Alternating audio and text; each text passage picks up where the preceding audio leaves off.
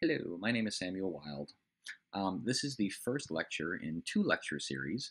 The first one is congenital cardiac anomalies, and the second lecture series is entitled cardiac hemodynamics. I was requested by several respiratory students to put together these two lecture series because both of these topics tend to be ones which are very, very confusing to a lot of people. And I think they're very confusing, not because the topics themselves are overly confusing, but because there's really not a lot of people in the respiratory field that have a lot of experience with specific hemodynamics and specific congenital cardiac anomalies.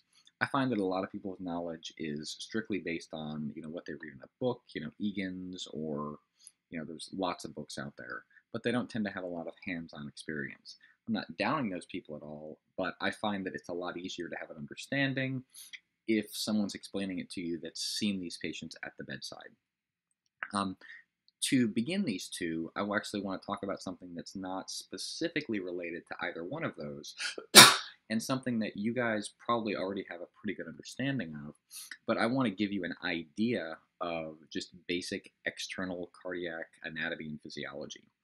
So this first lecture is going to be just external cardiac anatomy. A lot of you guys already know all this, but I just want to make sure everyone's getting started on the same page. For these two lecture series, I will primarily be using a PowerPoint format with some graphics thrown in, a little bit of this, a little bit of that.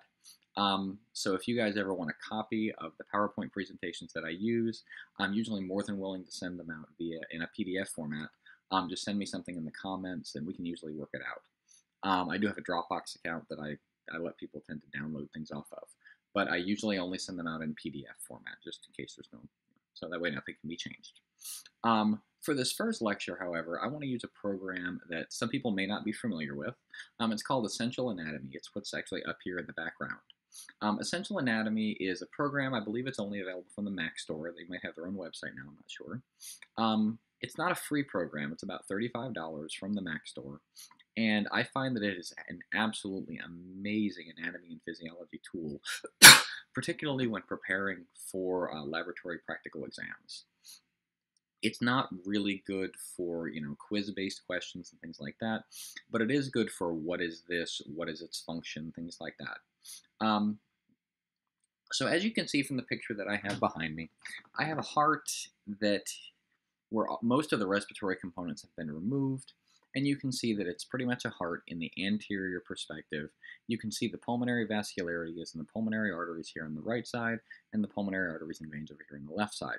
The only thing really from the lungs that I left is I left this right here and this right here, which are both of the pulmonary ligaments. And this shows you where the lungs end in retrospect to the placement of the vessels.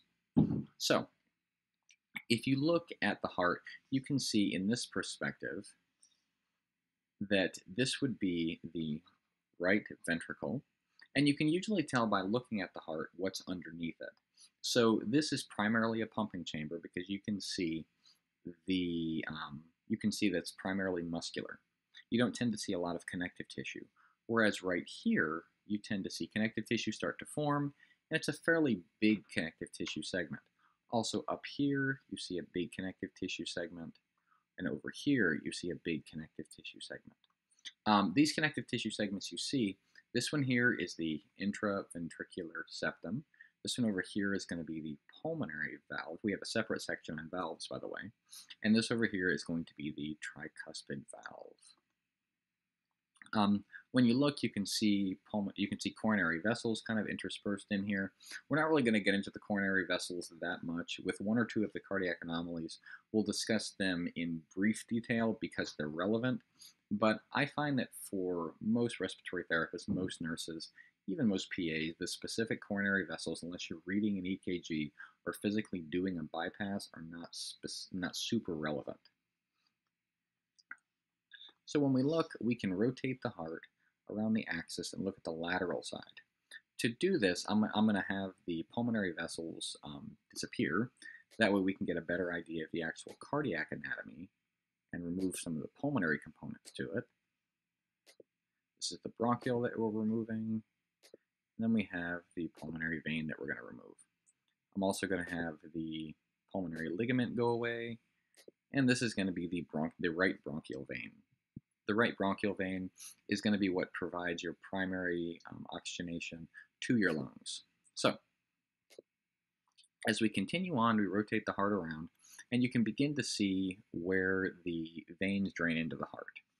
When the veins drain into the heart, you're going to see that they come in via this is the right innominate vein, and this is going to be the left innominate vein. Okay? They both drain into the superior vena cava, and then the inferior vena cava is what comes in from the bottom, and they both emerge in the right atrium.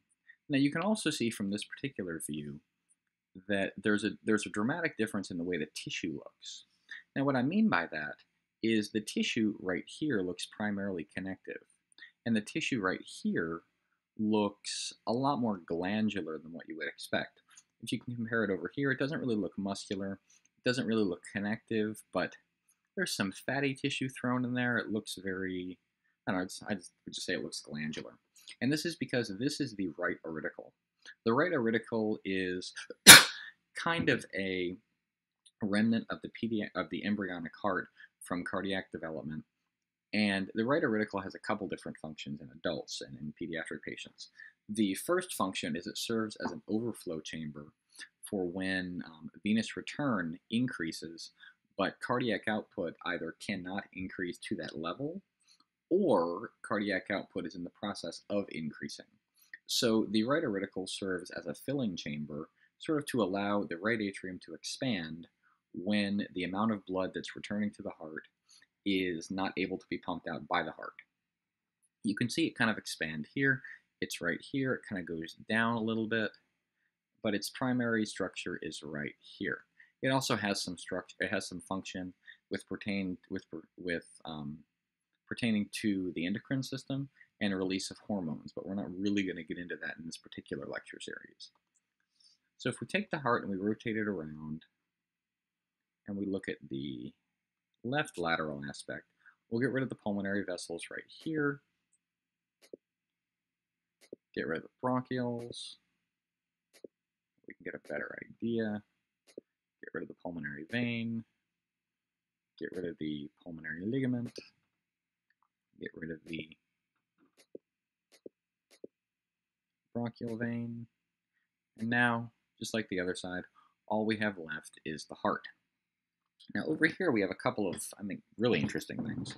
The first thing, just like we had said before, is you have a noted difference in the way the tissue looks between here and here. And this is going to be the intraventricular septum. So this is going to be the right ventricle over here.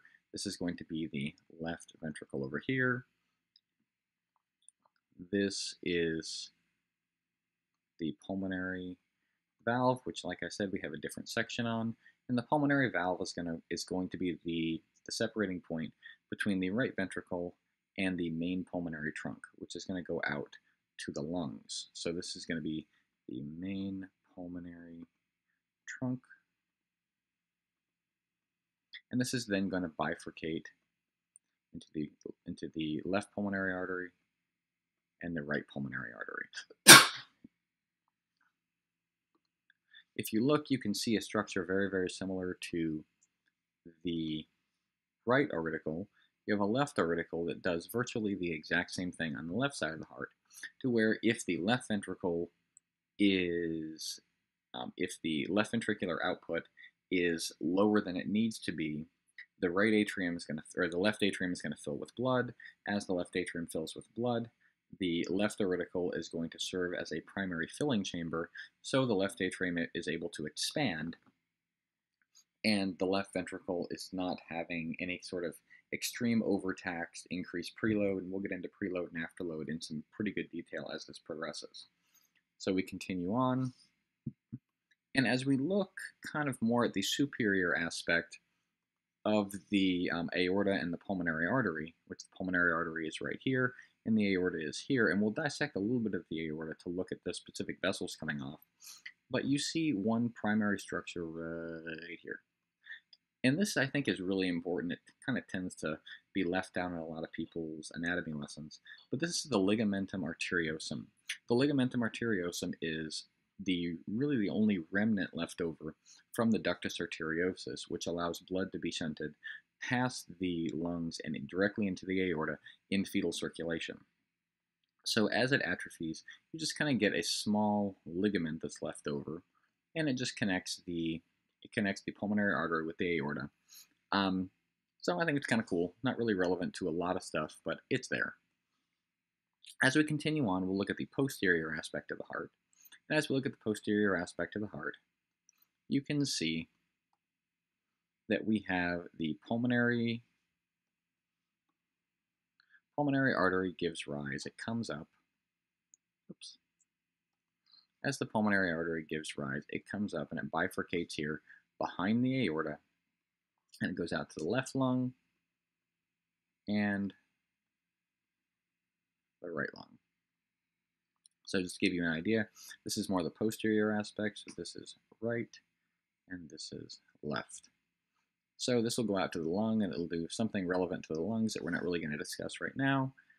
And when it comes back to the heart, it comes back to the heart via 4 pulmonary veins.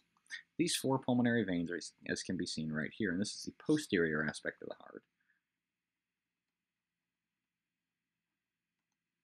So we have blood coming back into the heart via 1, 2, 3, 4 pulmonary veins.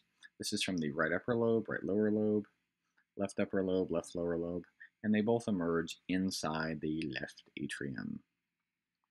As they emerge inside the left atrium, they will then travel through the mitral valve and into the left ventricle.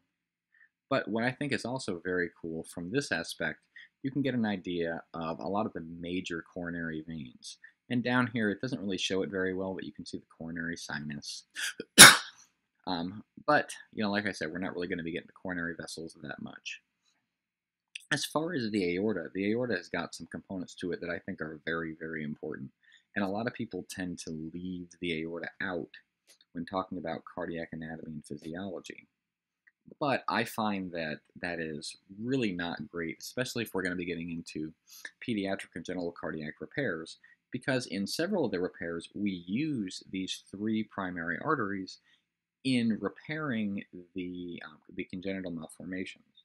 So if we look, we have 1, 2, 3 vessels right here. These 3 are commonly referred to as the innominate arteries, and they'll give rise and go to several different places. But when we look from the anterior aspect, they look like they're all pretty lined up. But it's better, I think, to view them from the lateral aspect. So you can, I think it shows better where they're going and what they're going to be doing. So this first innominate artery right here is going to be the Brachiocephalic Trunk. The second one here is going to be the left common carotid. And this third one is going to be the left subclavian artery. That doesn't really say where they're going or what they're doing, but we'll kind of draw it out just a little bit better, and you should know that I am not an artist at all. So when we look at the brachiocephalic trunk, the brachiocephalic trunk just means that this particular vessel it's going to bifurcate very, very shortly up here.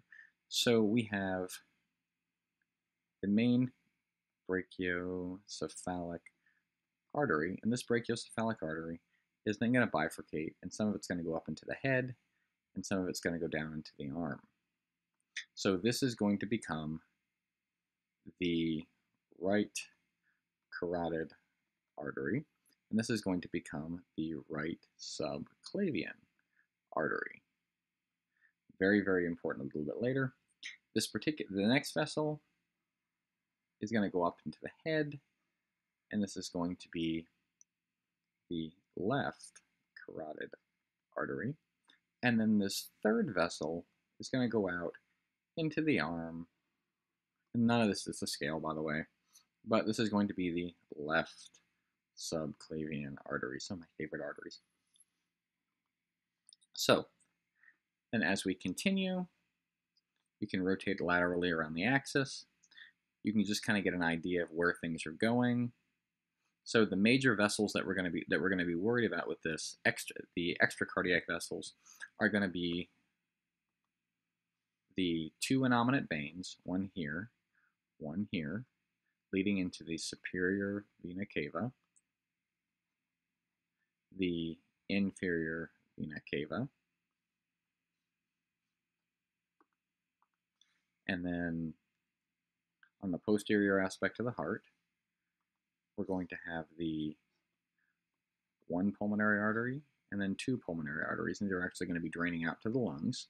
They're blue because there's deoxygenated blood coming from the right ventricle. This is going to be going to the right side of the body. This is going to be going to the left side of the body. Over here, we have the blood returning to the heart via the four pulmonary veins and emerging in the left atrium. So I hope this gives you a good idea of external cardiac anatomy. And the next lecture, we'll talk about internal cardiac anatomy and very, very briefly look at valves, and then we'll look at the pathology of blood flow.